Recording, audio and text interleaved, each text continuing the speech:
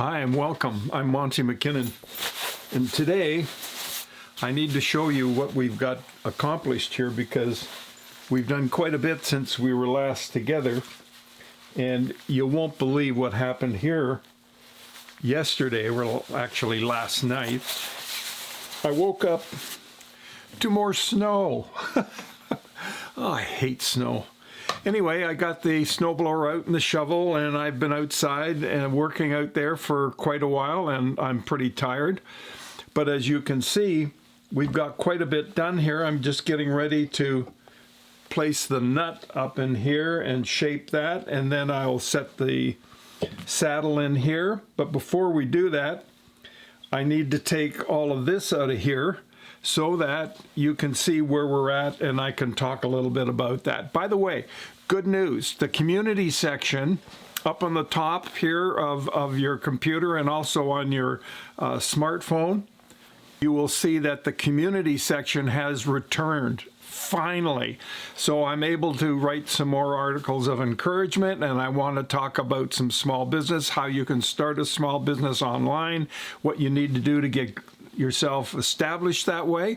And we're going to address that right away because I think that's important, because given what's gone on with all the lockdowns, and speaking of lockdowns, today we're almost able to be free here in our community. We are now into what they call the red zone, which means we can go into Home Depot wearing a mask, pick up some wood, and leave. Well, it doesn't sound like much, but it's something.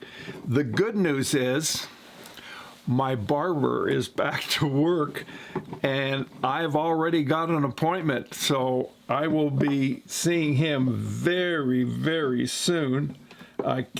Honestly, it cannot be soon enough for me. I'm so excited to get rid of this mop. Oh my goodness, how annoying is this? Anyway, it's going. I don't know if I should go for the buzz cut. Do I do a number 1 or a number 2 or a number 3? What should I do? Should I go in and get the head shave? But one thing is for certain, all this mop is going to go, so that's a good thing. I'm really looking forward to that. So this is looking really great. I'm very happy with this.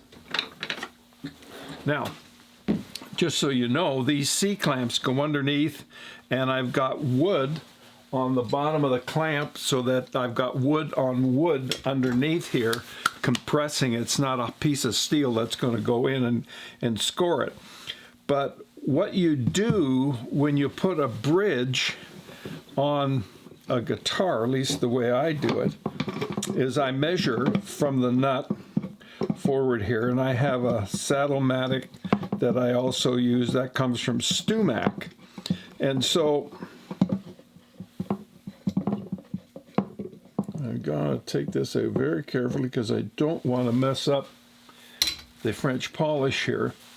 And what I also do is I drill through on the 2 end pieces here of the saddle, and I have a piece underneath with a little gizmo in it that allows me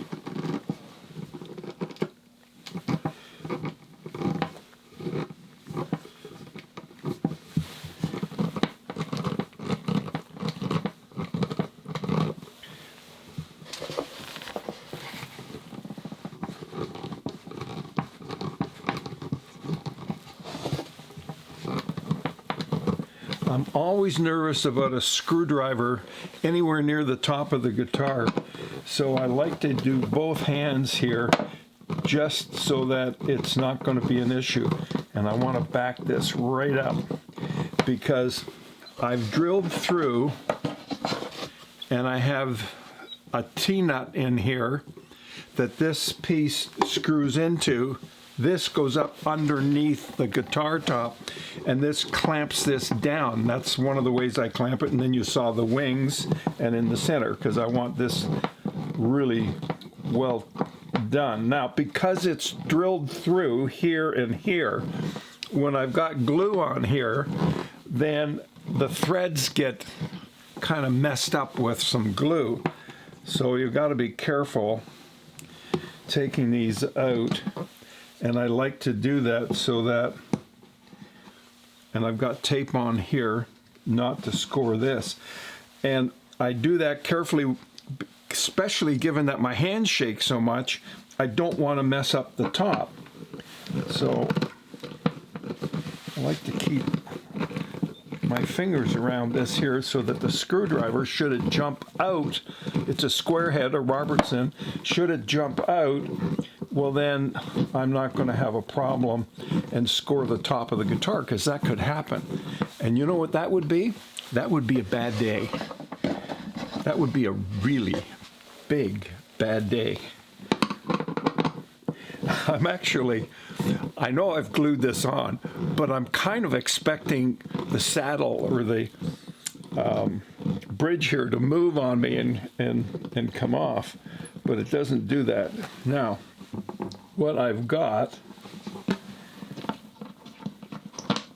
now it's important that you know this. This is on here with fish glue, and this is glued down with fish glue.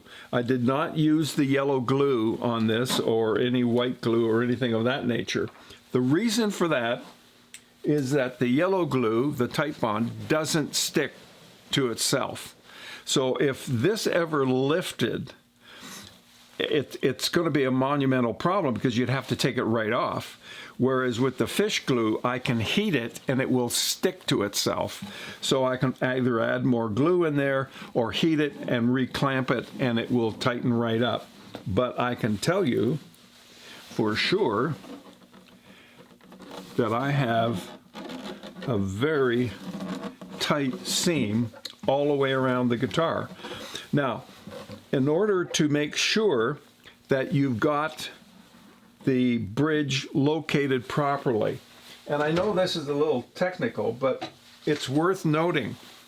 I measure with a ruler. I use the 12th fret. You don't have to use the 12th. You could use 11, you could use 13, but I use the 12th from this corner to this corner and this corner to this corner.